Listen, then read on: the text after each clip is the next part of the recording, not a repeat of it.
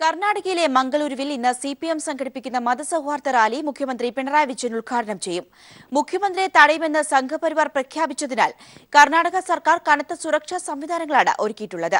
ഹർത്താൽ പ്രഖ്യാപിച്ചും വർഗീയ പ്രചാരണം സംഘടിപ്പിച്ചും മതസൗഹാർദ്ദ റാലി പരാജയപ്പെടുത്താനുള്ള ശ്രമത്തിലാണ് BJPയും സംഘപരിവാർ സംഘടനകളും. സണ്ണി ജോസഫ് ചേരുകയാണ് വിവരങ്ങളുമായി. സണ്ണി, എപ്പോഴാണ് മുഖ്യമന്ത്രി എത്തിച്ചേരുക? ഒരുക്കങ്ങളൊക്കെ പൂർത്തിയായോ? സുരക്ഷാ സംവിധാനങ്ങൾ എത്രത്തോളം ശക്തമാക്കിയിട്ടുണ്ട്? ഗ്രീഷ്മ, മുഖ്യമന്ത്രി ഇന്ന് രാവിലെ 10 മണിയോടുകൂടി തന്നെ മംഗളൂരിൽ എത്തുമെന്നാണ് നമുക്ക് ലഭിച്ചിട്ടുള്ള അറിവ്.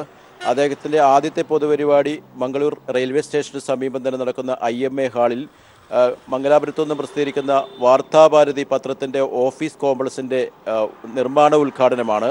അതിനുശേഷം അദ്ദേഹം ഗവൺമെൻറ് ഗസ്റ്റ് ഹൗസിൽ വിശ്രമിക്കും. ഉച്ചയ്ക്ക് ശേഷം 2:30 മണിക്കാണ് CPIM കർണാടക സംസ്ഥാന കമ്മിറ്റിയുടെ നേതൃത്വത്തിൽ മംഗളൂരുവിൽ സംഘടിപ്പിക്കുന്ന മതസൗഹാർദ്ദ റാലി നടക്കുക. ഏതാണ്ട് 3:30 മണിയോടുകൂടി തന്നെ മുഖ്യമന്ത്രി നെഹ്റു മൈതാനിയിൽ ചേരുന്ന ആയിരങ്ങൾ പങ്കെടുക്കുന്ന മതസൗഹാർദ്ദ റാലി ഉദ്ഘാടനം ചെയ്യും. അതിനുശേഷമാണ് അദ്ദേഹം ഇവിടെ നിന്ന് തിരിച്ചു പോവുക. കനത്ത സുരക്ഷാ സംവിധാനങ്ങളാണ് കർണാടക സർക്കാരും ജില്ലാ പോലീസും ഇവിടെ ഏർപ്പെടുത്തിയിരിക്കുന്നത്. ഏതാണ്ട് 3000-ഓളം പോലീസുകാരെ നഗരത്തിൻ്റെ വിവിധ ഭാഗങ്ങളിലായി വിന്യസിപ്പിക്കുന്നുണ്ട്. അതോടൊപ്പം 10 SP-മാർ 20 DYSP-മാരുടെ നേതൃത്വത്തിലുള്ള പോലീസാണ് ഇതിൻ്റെ കാര്യങ്ങൾ നിയന്ത്രിക്കുക. മുഖ്യമന്ത്രി കടന്നു പോകുന്ന എല്ലാ വീഥികളും പോലീസിൻ്റെ നിയന്ത്രണത്തിലായിരിക്കും. മാത്രമല്ല, ഇന്നലെ രാത്രി 10 മണിയോടുകൂടി തന്നെ സിറ്റി പോലീസ് കമ്മീഷണർ മംഗളൂരു നഗരത്തിൽ 144 പ്രഖ്യാപിച്ചിരിക്കുകയാണ്. ഇതേ തുടർന്ന് സംഘപരിവാറിൻ്റെ ഒരു തരത്തിലുള്ള പ്രതിഷേധവും അനുവദിക്കുന്നതല്ല എന്ന് പോലീസ് വ്യക്തമാക്കിയിട്ടുണ്ട്. 4 പേരിൽ കൂടി സംഘം ചേരുന്നതിനോ പ്രതിഷേധ പരേഡുകൾ നടത്താനോ അനുമതി ഉണ്ടായിരിക്കില്ല. നിയമം ലംഘിച്ചാൽ ശക്തമായ നടപടി സ്വീകരിക്കുമെന്നാണ് പോലീസ് വ്യക്തമാക്കുന്നത്. മുഖ്യമന്ത്രി സിദ്ധാരാമയ്യയും കർണാടക മുഖ്യമന്ത്രി സിദ്ധാരാമയ്യയും അതുപോലെ തന്നെ ദക്ഷിണ കാനഡയുടെ ചുമതലയുള്ള മന്ത്രി UT ഖാദറും വളരെ വ്യക്തമായി തന്നെ സുരക്ഷാ ക്രമീകരണങ്ങൾ സംബന്ധിച്ച് സൂചന നൽകിയിട്ടുണ്ട്. ഒരു കാരണവശാലും സംഘപരിവാറിൻ്റെ പ്രതിഷേധങ്ങൾ അനുവദിക്കുകയില്ലെന്നും കേരളത്തിൻ്റെ മുഖ്യമന്ത്രി പിണറായി വിജയനെ പ്രസംഗിക്കാനും അദ്ദേഹത്തിൻ്റെ പൊതുപരിപാടികൾ കുഴപ്പം കൂടാതെ നടക്കാനുമുള്ള എല്ലാ സൗകര്യങ്ങളും ഒരുക്കുമെന്നും അത് തടയാൻ വരുന്നവരെ ശക്തമായി നേരിടുമെന്ന് മുഖ്യമന്ത്രിയും കർണാടക മുഖ്യമന്ത്രിയും അതുപോലെ തന്നെ മന്ത്രി UT ഖാദറും വ്യക്തമാക്കിയിട്ടുണ്ട്. ആ നിലയിലുള്ള സുരക്ഷാ ക്രമീകരണങ്ങൾ, പഴുതില്ലാതെയുള്ള സുരക്ഷാ ക്രമീകരണങ്ങളാണ് പോലീസ് ചെയ്തിട്ടുള്ളത്. ഇതിനിടയിൽ ഉണ്ടായിട്ടുള്ള ഡെവലപ്മെൻറ്റ് എന്ന് പറയുന്നത്, ഇന്നലെ സംഘപരിവാർ മംഗളൂർ ടൗണിൽ നടത്തിയിട്ടുള്ള പ്രതിഷേധ റാലിയിൽ പിണറായി വിജയൻ മംഗളൂരു വരുന്നതിനെതിരെ അദ്ദേഹത്തിനെ ബഹിഷ്കരിക്കുക എന്ന് ആഹ്വാനം ചെയ്തുകൊണ്ട് നടത്തിയിരിക്കുന്ന പ്രതിഷേധ റാലിയിൽ പ്രധാനമായും പിണറായി ഹിന്ദു വിരുദ്ധനാണെന്നും അദ്ദേഹത്തിൻ്റെ നേതൃത്വത്തിൽ കേരളത്തിൽ ഹിന്ദുക്കളെ കൊന്നൊടുക്കുന്നു എന്ന നിലയിലുള്ള കടുത്ത വർഗീയ വിഷം ചീറ്റുന്ന പ്രചാരണമാണ് സംഘപരിവാർ നടത്തിയത്. ഇതോടനുബന്ധിച്ച് നടന്ന പൊതുയോഗത്തിൽ BJPയുടെ കേരള സംസ്ഥാന ജനറൽ സെക്രട്ടറി K. സുരേന്ദ്രൻ നടത്തിയ പ്രസംഗം ഏറെ വിവാദമായിട്ടുണ്ട്. സംഘപരിവാർ മുഖ്യമന്ത്രി പിണറായി വിജയനെതിരെ ഉന്നയിക്കുന്ന ആരോപണങ്ങളുടെ മുനയൊടിക്കുന്ന രീതിയിലുള്ള പ്രസംഗമാണ് സുരേന്ദ്രൻ മംഗലാപുരത്ത് നടത്തിയത്. അദ്ദേഹം പറഞ്ഞത്, ഞങ്ങൾക്ക് 2% വോട്ട് കേരളത്തിലുണ്ടായിരുന്നപ്പോൾ CPMൻ്റെ ആക്രമണങ്ങൾക്ക് തിരിച്ചടി നൽകിയിട്ടുണ്ട്, കൊലയ്ക്ക് അതേ നാണയത്തിൽ തിരിച്ചടി നൽകിയിട്ടുണ്ട്. അതുകൊണ്ട് CPM കരുതിയിരിക്കുക, ഇപ്പോൾ ഞങ്ങൾ അടങ്ങിയിരിക്കുന്നത് കണക്കാക്കേണ്ട, ശക്തമായ തിരിച്ചടി ഇനിയും നൽകും, കൊലയ്ക്ക് കൊല എന്ന നിലയിലുള്ള പ്രഖ്യാപനം അദ്ദേഹം നടത്തിയിരുന്നു. ഈ പ്രസംഗം യഥാർത്ഥത്തിൽ സംഘപരിവാറിനെ വെട്ടിലാക്കിയിട്ടുണ്ട്. കാരണം തങ്ങൾ സമാധാനകാംക്ഷികളാണെന്നും കേരളത്തിൽ എല്ലാ ആക്രമണങ്ങളും നടത്തുന്നത് CPMഉം മുഖ്യമന്ത്രി പിണറായി വിജയൻ്റെ നേതൃത്വത്തിലാണ് നടത്തുന്നു എന്ന നിലയിലുള്ള ആരോപണമായിരുന്നു മുഖ്യമന്ത്രിയെ തടയുന്നതിന് ന്യായമായി സംഘപരിവാർ മുന്നോട്ട് വച്ചിരുന്നത്. എന്നാൽ ഇതേ തരത്തിലുള്ള കൊലപാതകങ്ങളും ആക്രമണങ്ങളും തങ്ങൾ നടത്തുന്നു എന്ന നിലയിൽ സുരേന്ദ്രൻ നടത്തിയ പ്രഖ്യാപനം യഥാർത്ഥത്തിൽ സംഘപരിവാറിനെ പ്രതിക്കൂട്ടിലാക്കുകയും അവരുടെ ആരോപണങ്ങളുടെ മുനയൊടിക്കുകയും ചെയ്യുന്നൊരു സാഹചര്യം ഉണ്ടായിട്ടുണ്ട്. മാത്രമല്ല, സംഘപരിവാറിനുള്ളിൽ തന്നെ മുഖ്യമന്ത്രി പിണറായി വിജയനെ തടയുന്നതിനെതിരായിട്ട് അദ്ദേഹത്തിന് ഇവിടെ ഹർത്താൽ പ്രഖ്യാപിച്ചതിനെതിരായിട്ടുള്ള പൊതുവികാരം ഉയർന്നു വരുന്നുണ്ട്. പൊതുസമൂഹം, ദക്ഷിണ കാനഡയിലെ പൊതുസമൂഹവും ഇത്തരമൊരു പ്രതിഷേധത്തിന് എതിരാണെന്നാണ് നമുക്ക് മനസ്സിലാക്കാൻ വേണ്ടി സാധിക്കുന്നത്. എന്തു തന്നെയായാലും മുഖ്യമന്ത്രി പിണറായി വിജയൻ നിശ്ചയിച്ച പ്രകാരമുള്ള 2 പൊതുപരിപാടികളിലും ഇന്ന് സംബന്ധിക്കും. അദ്ദേഹത്തിന് എല്ലാവിധ സുരക്ഷാ സംവിധാനങ്ങളും കർണാടക സംസ്ഥാന സർക്കാരും ജില്ലാ ഭരണകൂടവും പോലീസും ഒരുക്കിയിട്ടുണ്ട്. ഗ്രീഷ്മ. സണ്ണി ജോസഫാണ് വിവരങ്ങൾ നൽകിയത്. പ്രകോപന പ്രസംഗവുമായി ബി.ജെ.പി. നേതാവ് കെ. സുരേന്ദ്രൻ. കൊലയ്ക്ക് പകരം കൊല നടത്തിയിട്ടുണ്ടെന്ന് കെ. സുരേന്ദ്രൻ. അടിക്ക് തിരിച്ചടിയും നൽകിയിട്ടുണ്ട്. സുരേന്ദ്രന്റെ പ്രകോപന പ്രസംഗം മംഗലാപുരത്താണ്. 2% വോട്ട് കിട്ടിയ സമയത്തും തിരിച്ചടിയും കൊലയും ചെയ്തിട്ടുണ്ടെന്നും സിപിഐഎമ്മുകാരെ വെറുതെ വിടില്ല, ഇന്ത്യയിൽ എവിടെ പോയാലും തടയാൻ ബി.ജെ.പി. ഉണ്ടാകുമെന്നും സുരേന്ദ്രൻ.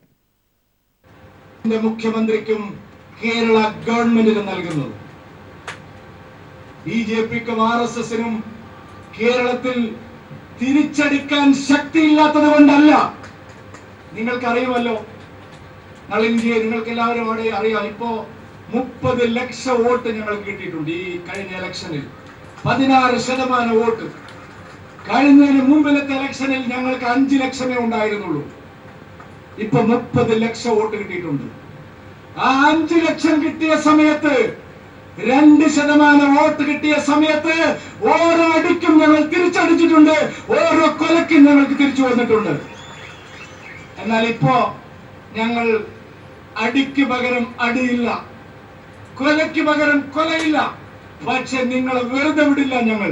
നിങ്ങൾ കർണാടകയിൽ പോയാൽ ഞങ്ങൾ അവിടെ ഉണ്ടാവും, നിങ്ങൾ ആന്ധ്രയിൽ പോയാൽ ഞങ്ങൾ അവിടെ ഉണ്ടാവും, നിങ്ങൾ തമിഴ്നാട്ടിൽ പോയാൽ ഞങ്ങൾ അവിടെ ഉണ്ടാവും, നിങ്ങൾ മധ്യപ്രദേശിൽ പോയാൽ ഞങ്ങൾ അവിടെ ഉണ്ടാവും, നിങ്ങൾ ദില്ലിയിൽ പോയാൽ ഞങ്ങൾ അവിടെ ഉണ്ടാവും.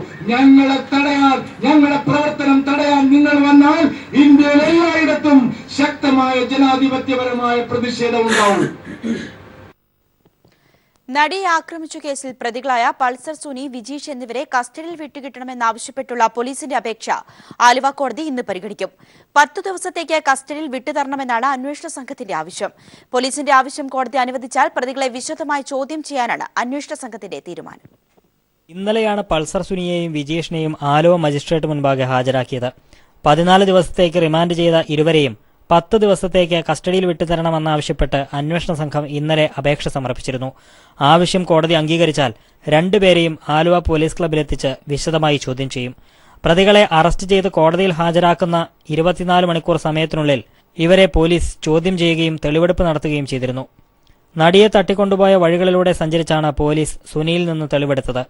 മൊബൈൽ ഫോൺ ഉപേക്ഷിച്ചെന്ന് പറഞ്ഞ സ്ഥലത്ത് പോലീസ് പരിശോധന നടത്തിയെങ്കിലും കണ്ടെടുക്കാനായിട്ടില്ല. അതേസമയം സംഭവം കൊട്ടേഷനല്ലെന്നും താൻ തന്നെ ആസൂത്രണം ചെയ്തതാണെന്നും സുനി മൊഴി നൽകിയിരുന്നു. എന്നാൽ ഇത് പോലീസ് മുഖവിലക്കെടുത്തിട്ടില്ല. സംഭവത്തിന് പിന്നിൽ ഗൂഢാലോചന നടന്നിട്ടുണ്ടെന്ന നിഗമനത്തിലെത്തിയ പോലീസ് രണ്ടുപേരെയും കസ്റ്റഡിയിൽ ലഭിച്ചാൽ വിശദമായി ചോദ്യം ചെയ്യും. കേസിൽ നേരത്തെ അറസ്റ്റിലായ 4 പേരെയും വീണ്ടും ചോദ്യം ചെയ്യുന്നതിനായി കസ്റ്റഡിയിൽ വാങ്ങാനും പോലീസ് തീരുമാനിച്ചിട്ടുണ്ട്. News bureau, Kochi. നടിയെ ആക്രമിച്ച സംഭവത്തിൽ പൾസർ സോനിയെയും വിജീഷിനെയും അറസ്റ്റ് ചെയ്തില്ലായിരുന്നുവെങ്കിൽ കേസന്വേഷണത്തിൽ തിരിച്ചടി ഉണ്ടാകുമായിരുന്നുവെന്ന് നിയമവിദഗ്ധർ. കോടതിയിൽ കീഴടങ്ങിയ പ്രതിയെ ചോദ്യം ചെയ്യുന്നതും അറസ്റ്റ് ചെയ്ത് ചോദ്യം ചെയ്തതും തമ്മിൽ ഏറെ അന്തരമുണ്ടെന്ന് ഡോക്ടർ സെബാസ്റ്റ്യൻ പോൾ പറഞ്ഞു. അറസ്റ്റിനെ വിമർശിച്ച കുമ്മനത്തിന്റെ നിലപാട് പ്രതികളെ പരോക്ഷമായി സഹായിക്കുന്നതാണെന്ന് അഡ്വക്കേറ്റ് ജയശങ്കറും പ്രതികരിച്ചു.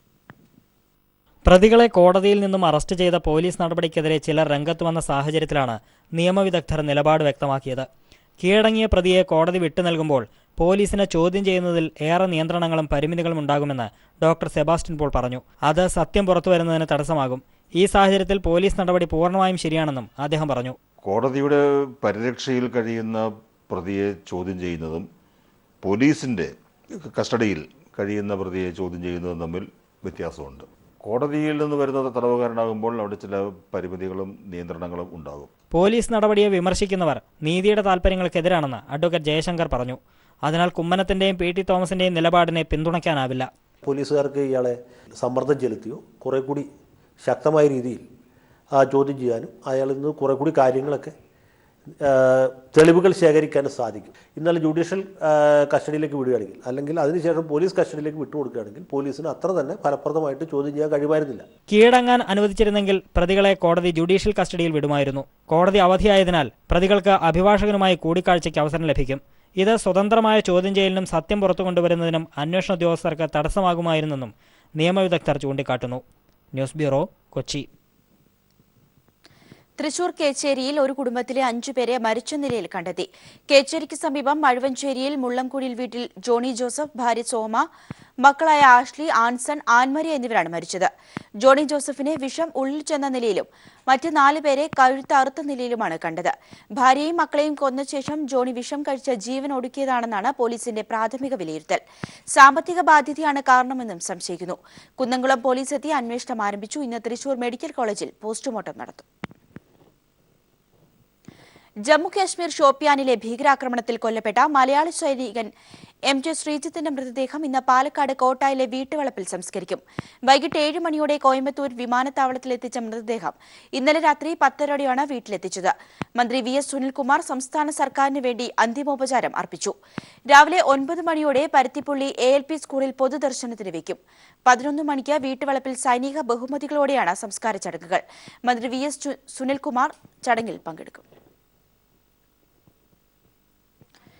തിരികെ വാർത്തകളിലേക്ക്. പഠന ചിലവില്ലാത്തതിനാലും വീട്ടിലെ സാമ്പത്തിക ഞെരുക്കം മൂലവും പെൺകുട്ടി ആത്മഹത്യ ചെയ്തു. ഹരിപ്പാട് ആയാമ്പറമ്പ് പുതുമനയിൽ ബൈജുവിന്റെ മകൾ അനശ്വരിയാണ് പുഴയിൽ ചാടി മരിച്ചത്. മൃതദേഹം സംസ്കരിക്കാൻ പോലും ഇടമില്ലാത്തതിനാൽ CPM Cheruthana local committee office വളപ്പിൽ അനശ്വരിയുടെ മൃതദേഹം സംസ്കരിക്കും. വിവരങ്ങളുമായി ഷാജഹാൻ ചേരുകയാണ്. ഷാജഹാൻ, എപ്പോഴാണ് സംഭവമുണ്ടായത്? മറ്റു വിവരങ്ങൾ കൂടി. കഴിഞ്ഞ ദിവസമാണ് ഇത്തരത്തിൽ വളരെ വേദനാജനകമായ ഒരു സംഭവം ഉണ്ടായത്. ഹരിപ്പാട് സ്വദേശിയാണ് ഈ പെൺകുട്ടി. ഹരിപ്പാട് ആയാവറമ്പ് സ്കൂളിൽ +2 പഠിച്ചുകൊണ്ടിരിക്കുകയായിരുന്നു.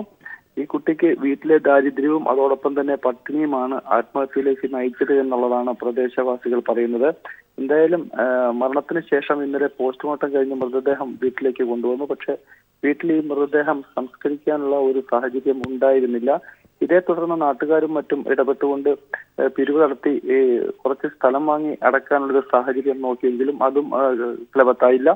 ഏറ്റവും ഒടുവിലാണ് പാർട്ടി സഹായവുമായി എത്തിയത്. ചെറുതന ലോക്കൽ കമ്മിറ്റി ഓഫീസിന്റെ ഒരു ഭാഗം ഈ പെൺകുട്ടിയുടെ മൃതദേഹം സംസ്കരിക്കാനായിട്ട് പാർട്ടി കൂടിയാലോചിച്ച് വിട്ടുകൊടുക്കുകയായിരുന്നു. മാത്രവുമല്ല, ഈ പെൺകുട്ടിയുടെ ഇനി 2 അനുജന്മാരും രോഗികളായ മാതാപിതാക്കളുമുണ്ട്. ഇവരുടെ കുടുംബത്തെ സംരക്ഷിക്കുന്നതിന് മുഖ്യമന്ത്രിയുമായിട്ടും ചർച്ച നടത്തുകയുണ്ടായി. പാർട്ടി നേതൃത്വവുമായി ബന്ധപ്പെട്ട് ചർച്ച നടത്തുകയുണ്ടായി. ഇത്തരത്തിൽ ഈ കുടുംബത്തെ ഭാവിയിൽ സഹായിക്കുന്നതിനും പാർട്ടി ഇപ്പോൾ മുന്നോട്ട് വന്നിരിക്കുകയാണ്. എന്തായാലും വളരെ മാതൃകാപരമായിട്ടുള്ളൊരു സമീപനമാണ് കമ്മ്യൂണിസ്റ്റ് പാർട്ടിയുടെ ഭാഗത്ത് നിന്ന് ഇപ്പോൾ ഉണ്ടായിരിക്കുന്നത്. ആദ്യമായിട്ടാണ് ഇത്തരത്തിലൊരു സംഭവം. ഒരു പാർട്ടി ഓഫീസിൽ ഒരു നിർദ്ധനായ ഒരു പെൺകുട്ടിയുടെ മൃതദേഹം സംസ്കരിക്കാനുള്ള ഒരു അവസരം ഉണ്ടായി കൊടുത്തിരിക്കുകയാണ്.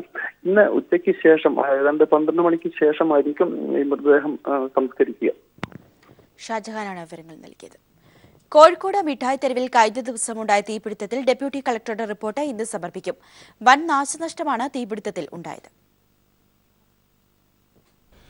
മിഠായി തെരുവിൽ കഴിഞ്ഞ ദിവസം തീപിടുത്തമുണ്ടായതിന്റെ പശ്ചാത്തലത്തിൽ സുരക്ഷാ ക്രമീകരണങ്ങൾ ഒരുക്കുന്നതിനായാണ് ജില്ലാ ഭരണകൂടം വ്യാപാരികളുടെ യോഗം വിളിച്ചു ചേർത്തത്.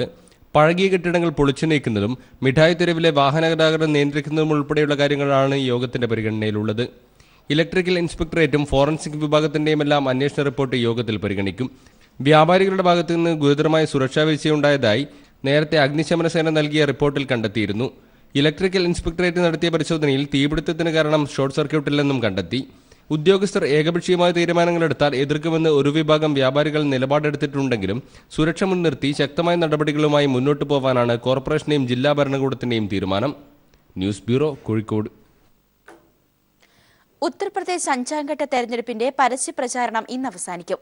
രാഹുൽ ഗാന്ധിയുടെ അമേഠി ഉൾപ്പെടെ 51 മണ്ഡലങ്ങളിലാണ് തിങ്കളാഴ്ച വിധിയെഴുത്ത്. പ്രധാനമന്ത്രിയുടെ മണ്ഡലമായ വാരണാസിയിൽ ഉൾപ്പെടെ BJP ഹിന്ദുത്വ ധ്രുവീകരണം നടത്തുകയാണെന്ന് അഖിലേഷ് യാദവ് ആരോപിച്ചു. എന്നാൽ 4 ഘട്ടങ്ങൾ പൂർത്തിയായതിന് പിന്നാലെ UP മുഖ്യമന്ത്രി പരാജയം രുചിച്ചെന്നായിരുന്നു നരേന്ദ്രമോദിയുടെ പ്രതികരണം. 262 മണ്ഡലങ്ങളിലേക്കുള്ള വോട്ടെടുപ്പ് അവസാനിച്ചതോടെ തിങ്കളാഴ്ച ആരംഭിക്കുന്ന 141 മണ്ഡലങ്ങളിലേക്കുള്ള വിധിയെഴുത്ത് UPയുടെ രാഷ്ട്രീയ കടിഞ്ഞാൺ ഉറപ്പിക്കുന്നതാണ്. മാർച്ച് 11-ന് ബലം പ്രഖ്യാപിക്കവേ പ്രധാനമന്ത്രിയുടെ മണ്ഡലമായ വാരാണസിയിൽ ഉൾപ്പെടെ 3 ഘട്ട തെരഞ്ഞെടുപ്പ് കൂടിയാണ് ഇനി ബാക്കിയുള്ളത്. രാഹുൽ ഗാന്ധിയുടെ ലോക്സഭാ മണ്ഡലമായ അമേഠിയിൽ ഉൾപ്പെടെ 51 മണ്ഡലങ്ങളിലാണ് തിങ്കളാഴ്ച 5ാം ഘട്ട വോട്ടെടുപ്പ്. 2012-ൽ 37 സീറ്റുകൾ നേടി സമാജ്വാദി പാർട്ടി വ്യക്തമായ ആധിപത്യം നിലനിർത്തിയിരുന്നുവെങ്കിലും ലോക്സഭാ തെരഞ്ഞെടുപ്പിൽ വോട്ടർമാരുടെ വലിയ കുത്തൊഴുക്ക് ഈ മേഖലയിൽ BJPയിലേക്കുണ്ടായി. കഴിഞ്ഞ തവണ 5 സീറ്റ് നേടിയ കോൺഗ്രസുമായുള്ള ഇത്തവണത്തെ സഖ്യം ഇതിനെ തടയിടുമെന്ന് അഖിലേഷ് യാദവ് പ്രതീക്ഷിക്കുന്നു. കഴിഞ്ഞ നിയമസഭാ തെരഞ്ഞെടുപ്പിൽ 3 സീറ്റിലൊതുങ്ങിയ BSP പക്ഷേ മികച്ച പ്രചാരണമാണ് ഇത്തവണ നടത്തിയിരിക്കുന്നത്. അമിത്ഷായെ കസബിനോട് ഉപമിച്ചും BJPയുടെ പ്രകടന പത്രികയിലെ ന്യൂനപക്ഷ വിരുദ്ധ പരാമർശങ്ങളും ഉയർത്തിയുള്ള മായാവതിയുടെ പ്രചരണം ജനശ്രദ്ധ ആകർഷിച്ചു. അഖിലേഷിന്റെ കഴുതാ പരാമർശത്തിന് പിന്നാലെ സമാജ്വാദി കോൺഗ്രസ് സഖ്യത്തോടെ മോദിയുടെ ചിരിമാഞ്ഞെന്നും BJP ഹിന്ദുത്വ കാർഡ് ഇറക്കുകയാണെന്നും ആരോപിച്ചാണ് രാഹുൽ ഗാന്ധിയുടെ പ്രചാരണം. വ്യക്തിപരമായ ഏറ്റുമുട്ടലുകൾക്കും പാർട്ടികൾക്ക് പുതിയ വ്യാഖ്യാനങ്ങൾ നൽകുന്നതിനുമാണ് അവസാനഘട്ട പ്രചരണങ്ങളെല്ലാം സാക്ഷ്യം വഹിച്ചത്. സർദാർ പട്ടേലിന്റെയും കൃഷ്ണന്റെ കർമ്മഭൂമി എന്ന് വിശേഷിപ്പിച്ചുള്ള പ്രധാനമന്ത്രിയുടെ പ്രചരണങ്ങളും ഈ ഘട്ടങ്ങൾ എത്രമാത്രം പ്രാധാന്യമർഹിക്കുന്നു എന്ന് വ്യക്തമാക്കുന്നതാണ്. മനുശങ്കർ, ദില്ലി. കൊല്ലത്ത് രാജ്മോഹൻ ഉണ്ണിത്താൻ ആക്രമിക്കപ്പെട്ട സംഭവത്തിൽ ഉണ്ണിത്താന്റെ വാദങ്ങൾ തള്ളുന്ന അന്വേഷണ റിപ്പോർട്ട് കൈമാറി. രാഷ്ട്രീയ ലക്ഷ്യത്തോടെയുള്ള ബാഹ്യ ഇടപെടലുകളുണ്ടെന്നും കെണിയിൽ യൂത്ത് കോൺഗ്രസ് പ്രവർത്തകർ പെട്ടുപോയതാണെന്നും അന്വേഷണ സമിതിയുടെ റിപ്പോർട്ടിൽ ആരോപണം. സംഭവത്തെ ഗൂഢാലോചനയെക്കുറിച്ച് അന്വേഷിക്കണമെന്നും DCC പ്രസിഡന്റിന് സമർപ്പിച്ച 2-അംഗ സമിതിയുടെ റിപ്പോർട്ടിൽ പറയുന്നു. കെ മുരളീധരന്റെ അനുയായികൾ എന്ന് അവകാശപ്പെടുന്നവരാണ് രാജ്മോഹൻ ഉണ്ണിത്താനെ കൊല്ലം DCCയുടെ മുന്നിൽ വെച്ചും പിന്നീട് DCCക്ക് ഉള്ളിൽ വെച്ചും ആക്രമിക്കാൻ ശ്രമിച്ചതെന്നായിരുന്നു ആരോപണം. ഉണ്ണിത്താന്റെ കാറിന് നേരെ ഇവർ ചീമുട്ട എറിയുകയും ചെയ്തു. സംഭവം വിവാദവും പരാതിയുമായതിനെ തുടർന്നാണ് KPCCയുടെ നിർദ്ദേശപ്രകാരം Kollam DCC president Bindukrishna, DCC vice president Chittumoola Nasar, DCC secretary P Rajendraprasad എന്നിവരുൾപ്പെട്ട 2-അംഗ സമിതിയെ അന്വേഷണത്തിനായി നിയോഗിച്ചത്. സമിതിയുടെ പ്രധാന കണ്ടെത്തൽ ഇങ്ങനെ: രാഷ്ട്രീയ ലക്ഷ്യത്തോടെ നടന്ന ബാഹ്യ ഇടപെടലിൽ യൂത്ത് കോൺഗ്രസ് പ്രവർത്തകർ പെട്ടുപോയതാണെന്നും ഇതൊരു കെണിയാണെന്ന് തിരിച്ചറിയാൻ അവർക്കായില്ല എന്നും സംഭവത്തിലെ ഗൂഢാലോചനയെക്കുറിച്ച് അന്വേഷിക്കണമെന്നുമാണ് റിപ്പോർട്ടിൽ പറയുന്നത്. തന്നെ ആക്രമിച്ചതിന് പിന്നിൽ കെ മുരളീധരന് പങ്കുണ്ടെന്ന് പറയാതെ പറഞ്ഞ് ഉണ്ണിത്താൻ പ്രതികരിക്കുകയും PM സുധീറിന് പരാതി നൽകുകയും ചെയ്തിരുന്നു. KPCCയുടെ വക്താവായ തന്നെ ആക്രമിച്ചവർ ഗുണ്ടാസംഘങ്ങൾ എന്നാണ് ഉണ്ണിത്താൻ ആരോപിച്ചത്. 20-ലധികം പേരുടെ മൊഴിയും 2-അംഗ സമിതി രേഖപ്പെടുത്തി. ആക്രമണത്തിന്റെ വീഡിയോ ദൃശ്യങ്ങളും സമിതി ശേഖരിച്ചിരുന്നു. ഇതിനെല്ലാം ശേഷമാണ് ഉണ്ണിത്താന്റെ വാദങ്ങൾ തള്ളി ഉണ്ണിത്താൻ ആക്രമിക്കപ്പെട്ടതിന് പിന്നിൽ ബാഹ്യ ഇടപെടലുണ്ടെന്നും രാഷ്ട്രീയ ശത്രുക്കൾക്ക് ഇതിൽ പങ്കുണ്ടെന്നും പറയുന്ന വിചിത്ര റിപ്പോർട്ട് സമിതി ബിന്ദുകൃഷ്ണയ്ക്ക് കൈമാറിയിരിക്കുന്നത്. അതേസമയം തന്നെ ആക്രമിച്ചതിന് പിന്നിൽ I ഗ്രൂപ്പിലെ പ്രമുഖർക്കും പങ്കുണ്ടെന്ന നിലപാടിലാണ് ഉണ്ണിത്താൻ. ആക്രമണത്തിൽ പങ്കെടുത്തവർ ഉന്നത നേതാവിന്റെ വീട്ടിൽ രഹസ്യയോഗം ചേർന്നത് തെളിവായി ഉണ്ണിത്താൻ ചൂണ്ടിക്കാട്ടുന്നു. രാജ്കുമാർ, ന്യൂസ് ബ്യൂറോ, കൊല്ലം. കടുത്ത വേനലിന്റെ പ്രത്യാഘാതം അറിയിച്ച് സർക്കാർ എഞ്ചിനീയറിംഗ് കോളേജ് കുടിവെള്ള ക്ഷാമത്തെ തുടർന്ന് അനിശ്ചിതകാലത്തേക്ക് അടച്ചു. ഇടുക്കി സർക്കാർ എഞ്ചിനീയറിംഗ് കോളേജാണ് വിദ്യാർത്ഥികളുടെ പരീക്ഷാ കാലത്തിനിടയ്ക്ക് കുടിവെള്ളമില്ലാത്തതിനെ തുടർന്ന് പൂട്ടിയത്. കുടിവെള്ളക്ഷാമം രൂക്ഷമായതിനെ തുടർന്ന് ഇടുക്കി എഞ്ചിനീയറിംഗ് കോളേജ് പൂട്ടി. ഒരാഴ്ചത്തേക്കാണ് കോളേജ് അടച്ചിട്ടിരിക്കുന്നതെന്നാണ് അധികൃതർ പറയുന്നത്. എങ്കിലും കുടിവെള്ള പ്രശ്നം എങ്ങനെ പരിഹരിക്കണമെന്ന കാര്യത്തിൽ ഇനിയും വ്യക്തതയില്ല. കോളേജ് ഹോസ്റ്റലിൽ വെള്ളമില്ലാത്തതിനെ തുടർന്ന് കഴിഞ്ഞ 2 ദിവസം മുമ്പ് വിദ്യാർത്ഥികൾ പ്രിൻസിപ്പാളിനെ തടഞ്ഞുവച്ചിരുന്നു. 1300 വിദ്യാർത്ഥികളാണ് കോളേജിൽ പഠിക്കുന്നത്. കഴിഞ്ഞ വർഷം വരെ കോളേജിന്റെ ഉപയോഗത്തിനായി സമീപത്തെ കുളത്തിൽ നിന്നായിരുന്നു വെള്ളമെടുത്തിരുന്നത്. എന്നാൽ ഇത്തവണ ജലക്ഷാമം രൂക്ഷമായതോടെ കുളങ്ങളിൽ വെള്ളമില്ലാതായി. ഇത് ചരിത്രത്തിൽ ആദ്യമായിട്ടാണ് ഇടുക്കിയിൽ ഇങ്ങനെ ഒരു സംഭവം ഉണ്ടാകുന്നത്. വരൾച്ച വളരെ ഗുരുതരമാണ്. വളരെ യുദ്ധകാലാടിസ്ഥാനത്തിൽ ഇവർക്ക് കുടിവെള്ളം എത്തിക്കുന്നതിന് വേണ്ട അടിയന്തര നടപടി ഉണ്ടാകുകയും കോളേജ് തുറന്നു പ്രവർത്തിക്കാനും വേണ്ട അടിയന്തര നടപടിയാണ് ഉണ്ടാകേണ്ടത്. കാരണം പരീക്ഷയും മറ്റും നടക്കുന്ന സമയമാണ്. വളരെ കൂടുതൽ കുട്ടികൾ പഠിക്കുന്ന എഞ്ചിനീയറിംഗ് കോളേജാണ്. അതുകൊണ്ട് കുടിവെള്ളത്തിന് ഏറ്റവും അടിയന്തര പ്രാധാന്യം കൊടുത്ത് കിട്ടുന്നതിന് വേണ്ട അടിയന്തര നടപടി ഉണ്ടാകണം. വാട്ടർ അതോറിറ്റിക്ക് 4.5 ലക്ഷം രൂപ കുടിശ്ശിക വരുത്തിയതോടെ കണക്ഷൻ റദ്ദാക്കപ്പെട്ടതാണ് ഇപ്പോഴത്തെ പരിതാപകരമായ അവസ്ഥയ്ക്ക് കാരണം. സെമസ്റ്റർ പരീക്ഷ അടുത്ത ഘട്ടത്തിൽ കോളേജ് പൂട്ടിയത് വിദ്യാർത്ഥികളെയും പ്രതിസന്ധിയിലാക്കിയിട്ടുണ്ട്. News bureau, Idukki. Venjaramoodu Ashrayatheeram humanities centre 3-ാം വാർഷികത്തോടനുബന്ധിച്ച് ഏർപ്പെടുത്തിയ മാധ്യമ അവാർഡുകൾ വിതരണം ചെയ്തു. ഹ്യൂമാനിറ്റേറിയൻ റിപ്പോർട്ടർ പുരസ്കാരം Kairali TV Delhi reporter M Santhosh ഏറ്റുവാങ്ങി. റോഹിംഗ്യൻ അഭയാർത്ഥികളുടെ ദുരിത ജീവിതം പകർത്തിയ വാർത്തയാണ് അവാർഡിന് അർഹനാക്കിയത്. MLA DK മുരളി പുരസ്കാരവും പ്രശസ്തി പത്രവും സമ്മാനിച്ചു.